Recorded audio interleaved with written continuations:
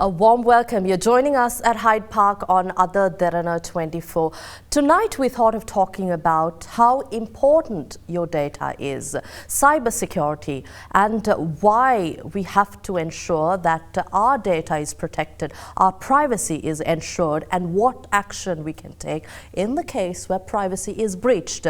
It is known, research suggests that 71% of respondents who worked from home had their data breached during the period of lockdown. So why is this the case? To talk about all that and the situation in Sri Lanka, the legal framework as well, I've invited to our studios at Hyde Park Asela Waidyalankara, cybersecurity expert. Thank you for joining us. Thank you for having me.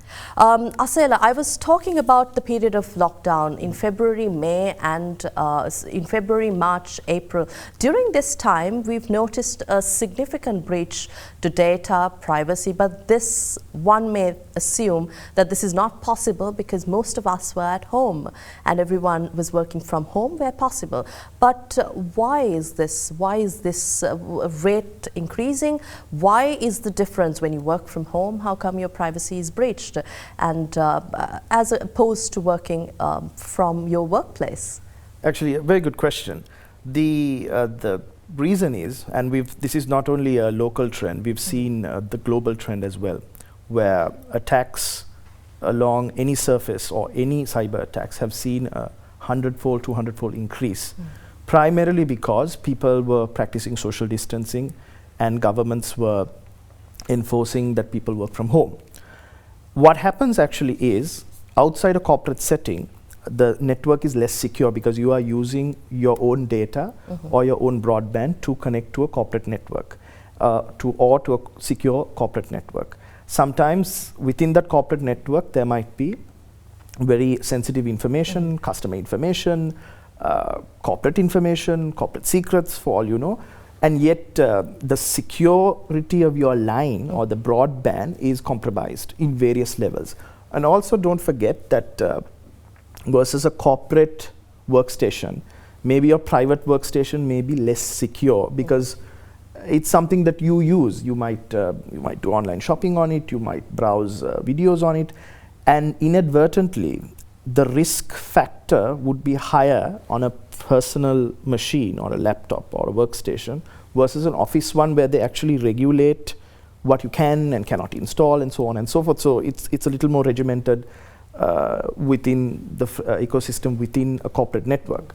But when you switch to work from home and you're suddenly expected to do your official duties or your work from home, from a machine that is less than secure, then you leave the field open for cyber criminals to come in and manipulate in various ways and misdirect you in various ways to let go of your company information, your personal information, your financial information, or give big damage to your corporate or your corporate networks as well, as we have seen in Sri Lanka as well as globally.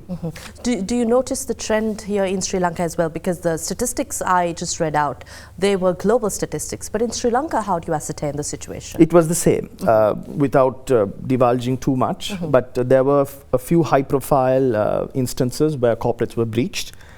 This is because that employees were using home connections and home PCs, and because of that, that was the weakest link in the entire chain, and that point was attacked and that point was breached, and because of that the backdoor access was gained to some of these networks where, without divulging too much, a lot of havoc was created and a lot of disruptions were made to Sri Lankan corporate networks as well. And state entities, state websites, and also our telecommunication agencies, but they were able to thwart these attempts at various instances. But before I speak about the technical aspects, Asela, to a layman, to somebody who doesn't understand the technicalities behind this, let's go back to talking about cyber security, cyber attacks. What does cyber extortion mean? Why is data so valuable? Who wants our data, and what kind of data is at risk? If you can give us an idea of that. Again, good question. Well, in this connected world, your data has become the commodity. They say, there was an Economist article a few years back that says data is the new oil. So the importance of personal data, private data, has assumed leaps and bounds importance, and there's actually a dollar value, and there are actually some websites you can visit where they assign you a dollar value for your data. That is your social media, your financial data, so on and so forth. So you are valuable in that way. A person can come as an individual. You might ask what you mean. I mean, I just surf the web. No, you have your credit card information. You have your social media information. You have maybe some information that you might not know is important, but it is important in your machine. Or your machine itself. Sometimes the RAM and the processing power of your machine might be used for other nefarious activities or to launch attacks on other states or corporates or entities. So it's that is sort of why your data is important, why your security is important. Coming back to the other part of the question, I'm sorry, I lost the question. Yes, we were talking about trying to give our viewers an understanding of why our data is important. So you spoke about credit card information and all our private information, but what does it mean? Because one may think, I do my thing on the phone or on my laptop, but who wants the data? You spoke about these research and reports pinning data as the new oil in the globe, but why is it so important? Who wants this? What do they do with it? Especially individuals, those who feel like we don't matter anything to the state or a corporate. There was a recent conference I attended, and there was a researcher from Russia. They told me that the Russian mafia has now shifted entirely to cybercrime as means of their criminal enterprise. So you can see cybercrime and cyber extortion and crimes related to cyberspace has taken on a different entity altogether. It has evolved because when we have this visualization of a hacker, we think it's just an individual lone wolf in some basement trying to carry out a hack. But actually, that is not the case anymore. Cybercrime has changed leaps and bounds where there are entities that do cybercrime as a service. So much so that you can assign, I want ABC corporations down and I will pay you a dollar amount to do that, and they will actually do that as a transaction. As similar to you would go online to buy an item or to buy a service, you can buy the crime. That is how much cybercrime has matured, and that is why your data and your personal information is vital, because we are getting connected as world and everything is moving to a digital space. President Rajapaksa has made it very clear that he also wants to move some of the government websites and the government services to digital. This is the trend globally. So you see a lot of information about individuals, people, financials, every possible interaction, and this was very apparent in the COVID era where we were actually working from home, or we were locked in our houses. We had to do our shopping online. We had to do sometimes our medical consultations online, our banking online. Once we do all that, every action generates a piece of data that can be used. And although it might appear inconspicuous to you, that data has value, even for an individual. A housewife might say, you know what, I just browse on my own, I'm not even working. But no, that information that you have and that you generate is actually important, and that can be extorted, commercialized and sold on the dark web and for a dollar value. Let me give you an example. If somebody manages to infiltrate your personal computer, and let's just say you just don't do any professional work at all, you just do shopping. If they find out your credit card information, you can sell it in the dark web for about $50. So suddenly, your inconspicuous piece of data assumes a commercial importance or commercial value. Let's say they manage to get at your medical records. That has a commercial value. So suddenly you have this demand and supply in cybercrime as well, where whatever data points that you generate, your Facebook password is worth something. It can be actually sold on the dark web. Things that may appear not important to you, in fact, carry a dollar value, because when data is the oil, the user is the commodity. And that is what we must remember. So I like to talk about this topic, especially because we have elections around the corner. It's just been announced that on the 5th of August we have our general elections, but essentially during this time we know that campaigning, everything will happen online mostly, especially given the current uncertain circumstances. But how strong are our data security policies and legal aspects? We'll talk about that when we return after this break. To stay with us.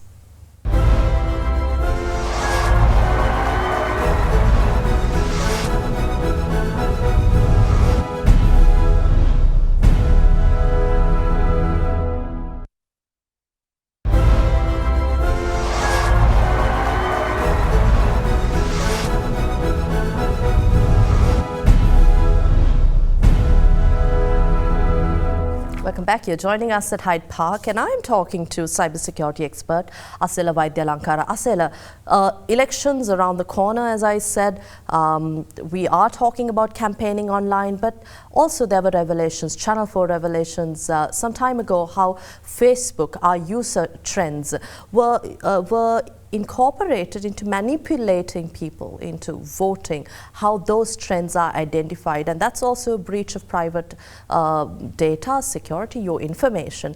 How important is this in this given situation, in these circumstances? How do we users, social media users, and as the general public pay attention to this? There's an interesting program on Netflix, if somebody has the time to watch. It's called The Great Hack. It dissects how the 2016 American election was, I wouldn't use the word manipulated, but certain factors worked against it, and how Facebook was the key actor in that.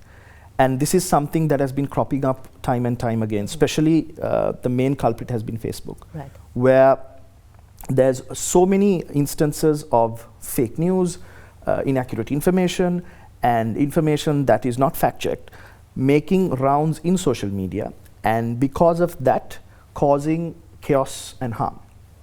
And this is specifically important in a election setting, simply because if you are basically putting out a certain viewpoint and that is factually inaccurate or fake, and there is no way to for a third party to moderate that and mark that as inaccurate, there will be a set of people who will believe that and share that widely.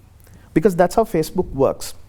Facebook essentially builds its model on gathering the biases and preferences of people. They say that Facebook currently has about 6,500 data points on you. What I mean by data point is age, sex, meal preference, so on and so forth. But then they have a personalized level. Now, for example, if you like dogs, are you a dog person or a cat person? Now, on its own, those are very... One might think, why? What does this mean to anybody? On its own, very innocent. I mean, you might ask, Asela, what do you mean? Me liking dogs and elections, what does it have in common? But interestingly, they've developed algorithms, especially Facebook has developed algorithms where it clusters you together based on your preferences, based on your personality, on certain types. And very quickly, people found out. This was first evident in President Obama's campaign in 2008, where social media was used heavily. And it was where it reached its zenith in 2016. They realized that once you know a person's preferences, biases, fears, and every other thing that can affect your decision making, you can be taken on a certain way when it comes to shaping your view on information. So this is what exactly happened in 2016. They had all these data points on you. And because of that, and there was a saying at the Harvard paper that published that Facebook knows you better than your parents. And that's a startling revelation because they have studied you so well. And then they start to see patterns that basically seem non-related to you. There was a recent study that they found that people who like Harry Potter are more likely to vote Democrat than Republican. So suddenly you have a situation where you have an innocuous piece of data, liking Harry Potter, where they tie that into a political line or a political campaign, where you can actually target an ad to a person who has a preference to that, and most likely you will vote a certain way. And that is what has been manipulated and weaponized when it comes to Facebook. And Facebook, I mean, there are so many studies, so many governments that have found it in fault. UN has done a study in 2018 in Myanmar that had found Facebook is responsible for fake information and spreading fake news and hate and so on and so forth. So many, Singapore, UK, EU, the US Congress pulled up Facebook and questioned them on their practices.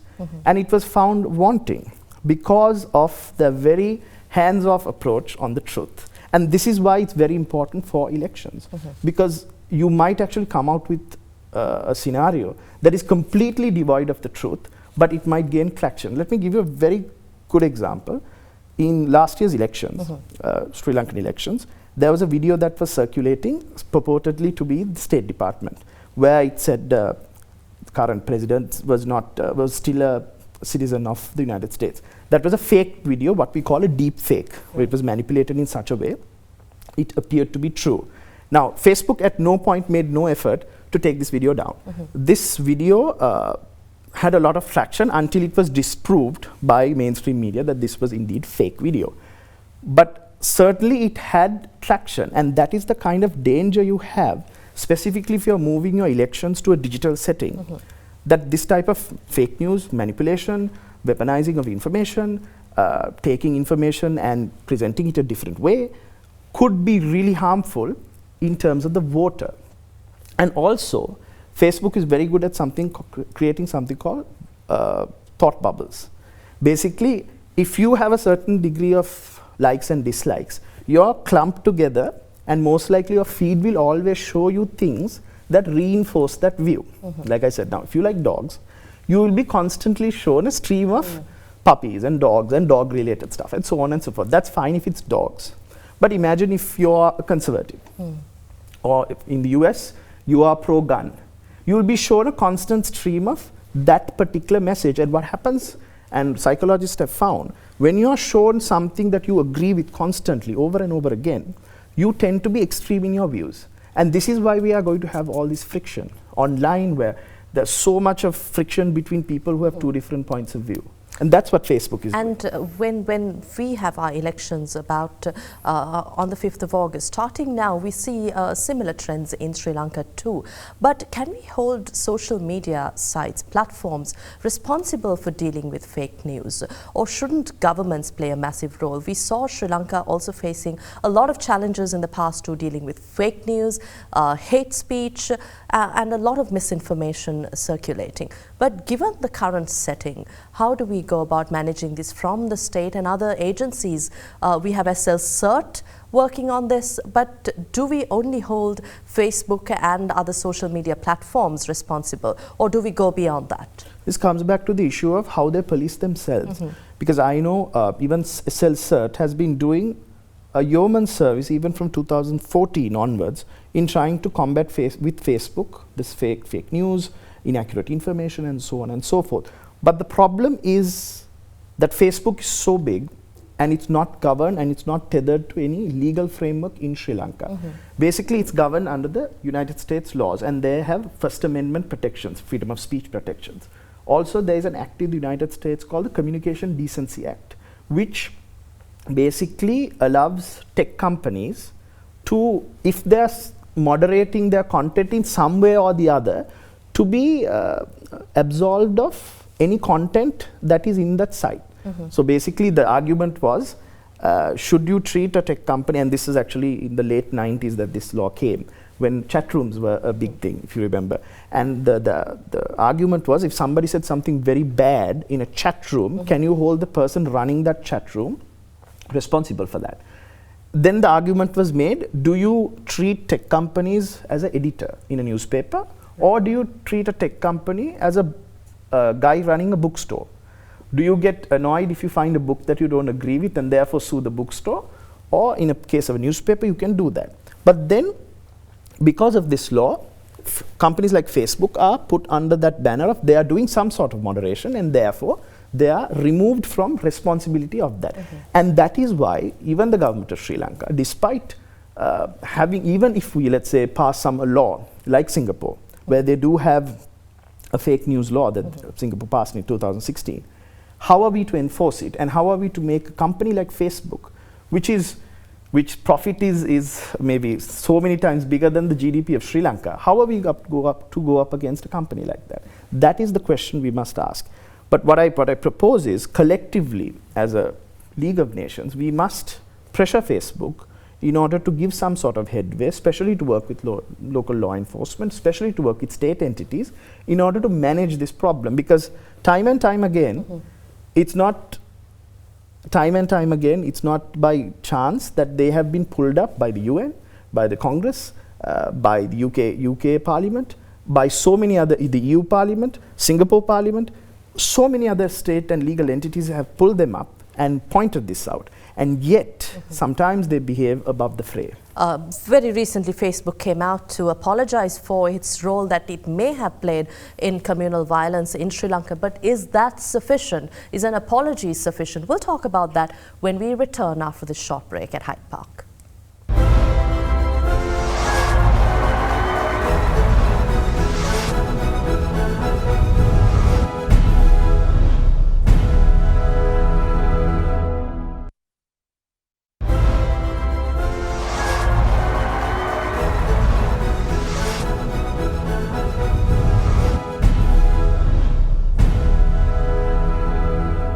Welcome back. You're joining us at Hyde Park, and we're talking about the growing need for data protection and privacy in Sri Lanka, with Sri Lanka leading up to a presidential election on the 5th of August, and also how important it is for us to ensure that our legal framework is stronger in order to combat threats.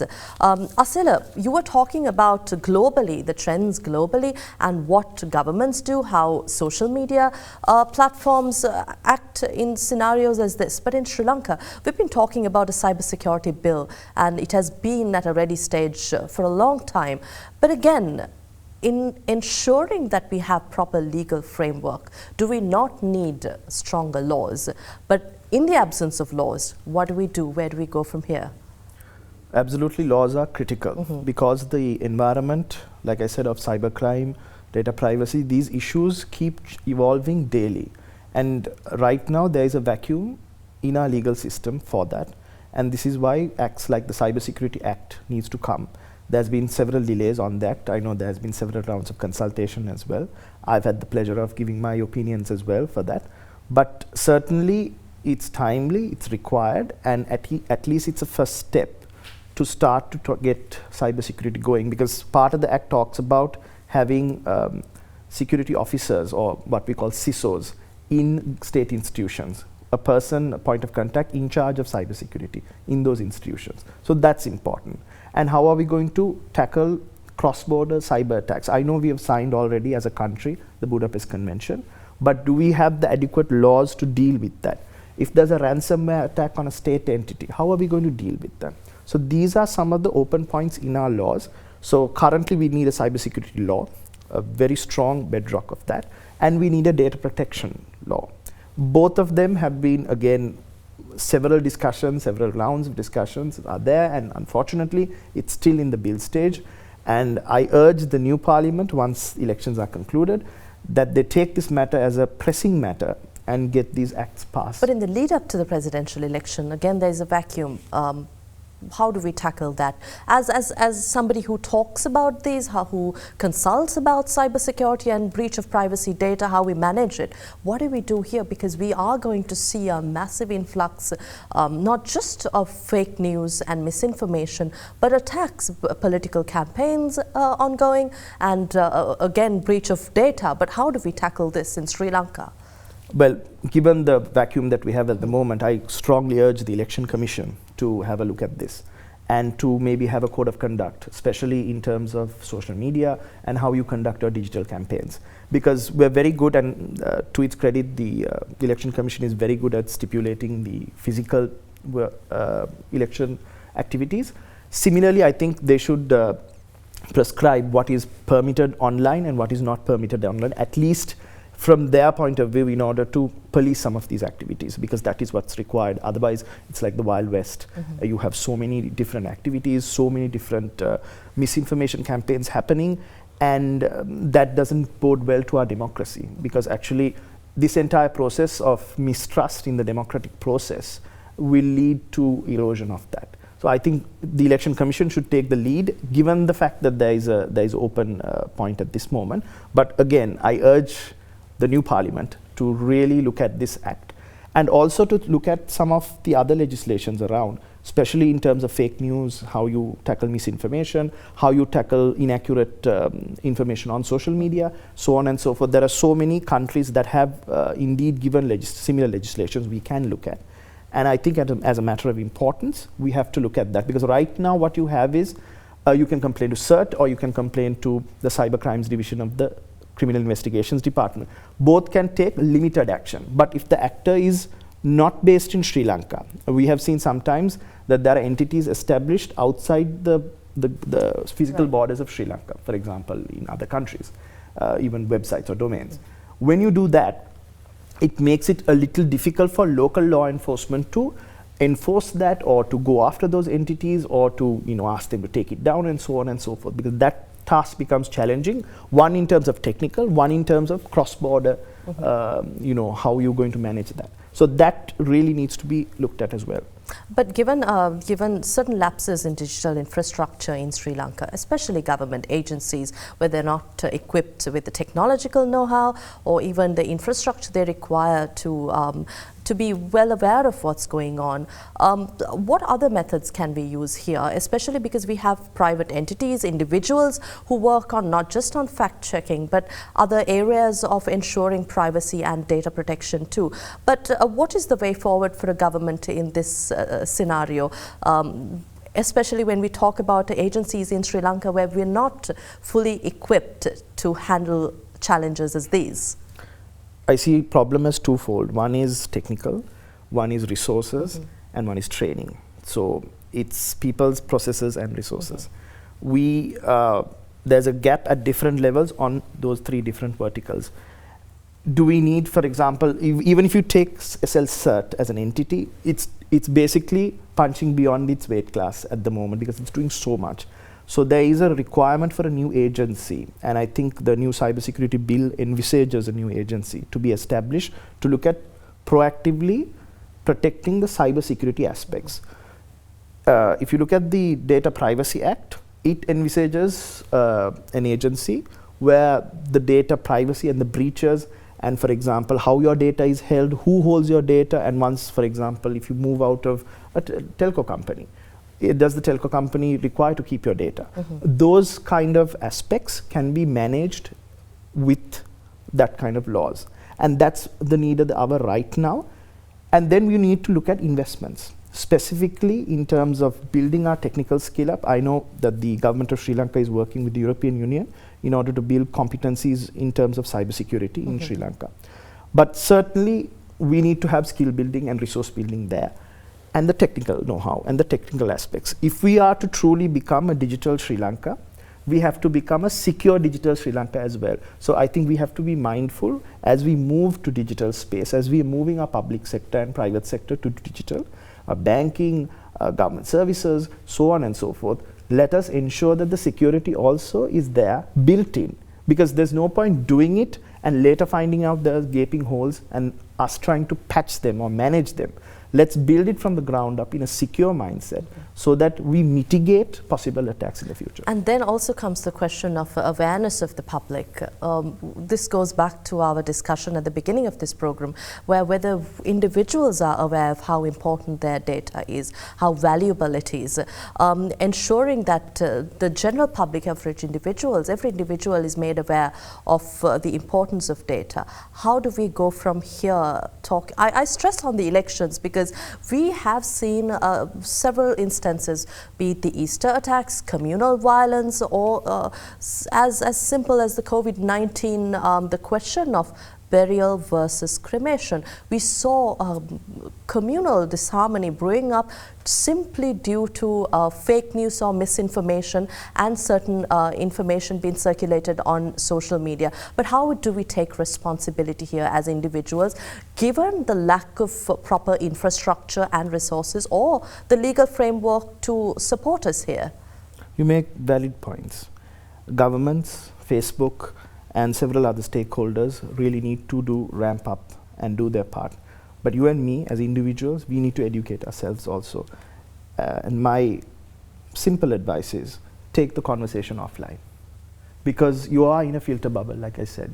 You are never going to see a view of dissent in a social media setting, because you are presented a view that agrees with you all the time. And like I mentioned before, that would make you believe what you see and become extreme in your views, because that's what you see in your social media feed. Take the conversation offline. As an individual, that's the way forward. Because a bedrock of a democracy is to have different points of view clashing, and ideas and exchanging of views that come from that. That cannot happen on Facebook or any other social media. That happens face-to-face conversations or offline conversations. Be aware of the dangers of being on social media or being online for so long that you are insulated from views that are not your own. And you need to move offline. And you need to have conversations with people with different views. That's the only way that you will break this cycle. Because it is in Facebook's interest to make sure that you are in that platform and you are there watching their ads, consuming their information so they can mine your data. After all, it's a business. It's a business, a $1 trillion company. We'll take a short break at Hyde Park to return into our final segment at Hyde Park.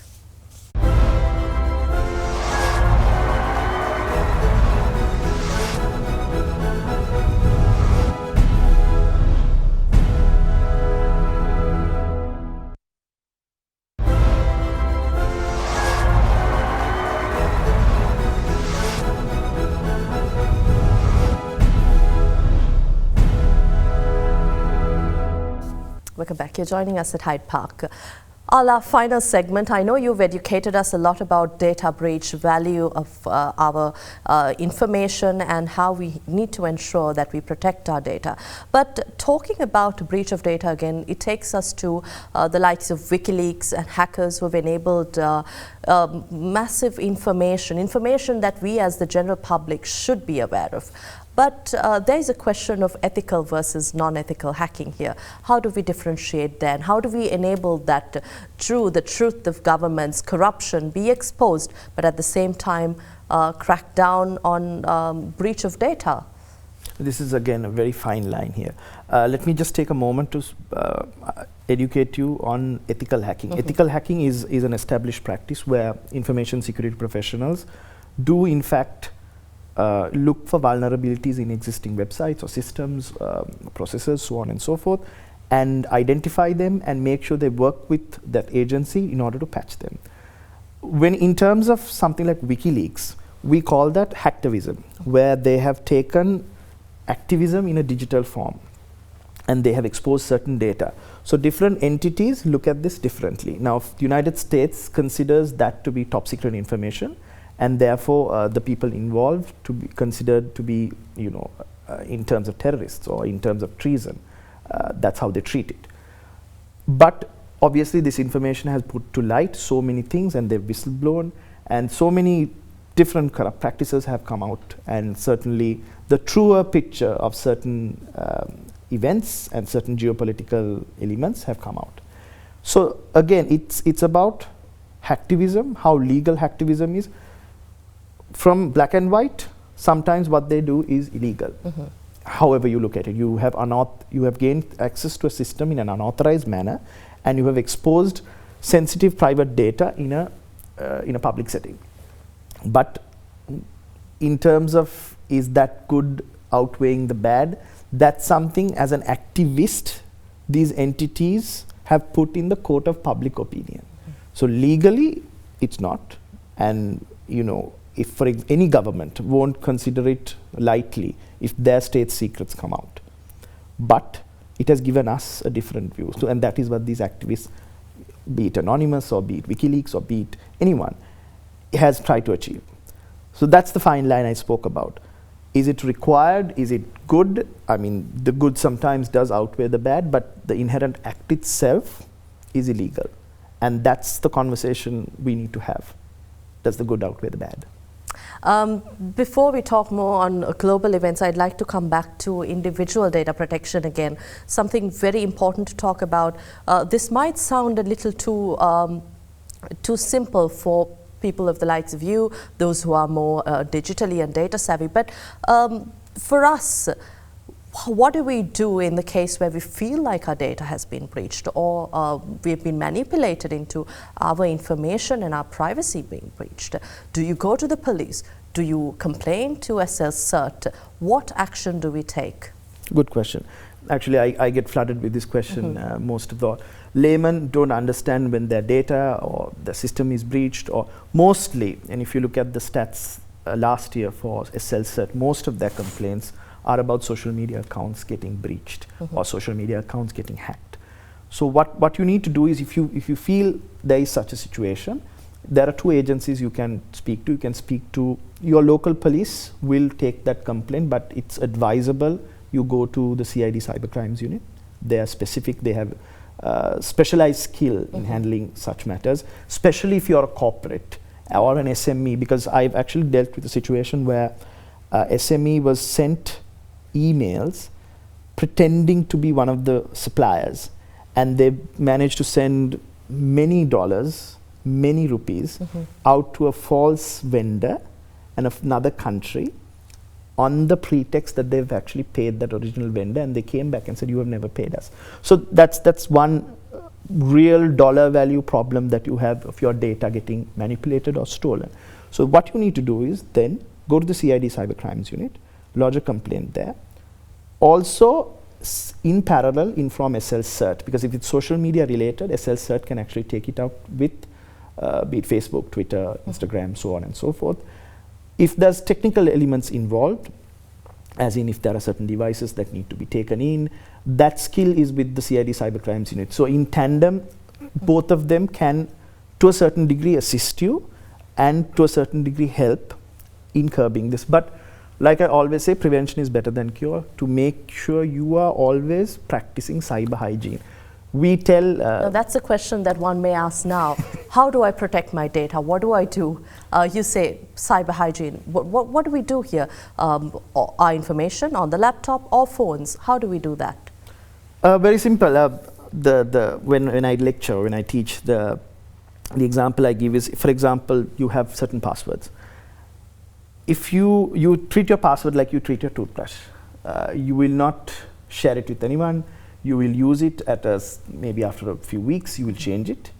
And obviously, you will not keep it in a place no one else can take. So that's the kind of practices you must have. That's one step of cyber hygiene. Constantly change your passwords. Keep changing that. If you can, at any moment, there's something called two-factor authentication, meaning that you are tying a phone number to your accounts. So apart from the password, that's an additional layer of security. You get an SMS code that you have to put in as well. So that just makes sure that your accounts are a little more secure. Be wary when you're talking to social media, in accepting new people on social media, specifically people you don't know or have no common friends with. Be careful, because this could be scammers, this could be actually bots that are trying to extract information from you. This could be any other cyber criminal that you can think of, because that's how they start. Sometimes what we call social engineering. It's not only the tech, it's sometimes tricking the person to just giving up their information, and that practice is called social engineering. So those are some of the key things that you can do as cyber hygiene. Now for COVID-19 we say wash your hands, social distancing. This is cyber hygiene. Change your password. Make sure two-factor authentication is on. Be mindful of your data. Be mindful of the people that you add on social media. Be mindful when you're sharing financial information, somebody calls you and pretends to be from the bank. You can actually check with the bank. You get an email from the bank saying, oh, your password has changed, please give us your credentials. Talk to the bank, check that. Always have that additional consciousness that maybe somebody's out there to take my data. And if you actually have that hygiene or have that internal discipline, most of this, not all, but most of this can be curbed. And then there's the question of also securely storing your sensitive information and data. What we say is backup, backup, backup. So what I recommend is, if you have 3 different kinds of backup, so maybe you can have a portable disk, cloud storage, and maybe you can leave another USB thumb drive with somebody like your mother. So ideally 3 different kinds of backup. So if in case your data is exposed or vulnerable or corrupted in some way or form, or there's a ransomware attack and our data is made inaccessible, at least you have 1 day's worth of data in a portable hard disk, on a cloud storage, or on a different kind of storage. So that's the kind of the discipline that you can have to make sure that your data is protected. Because treat your data like your gold. It's you, it's your identity online, and if you're not careful about it, somebody might take over and there might be damage to you. What we take away from this interview is cyber hygiene, and I thank you very much, Asela, for your time here.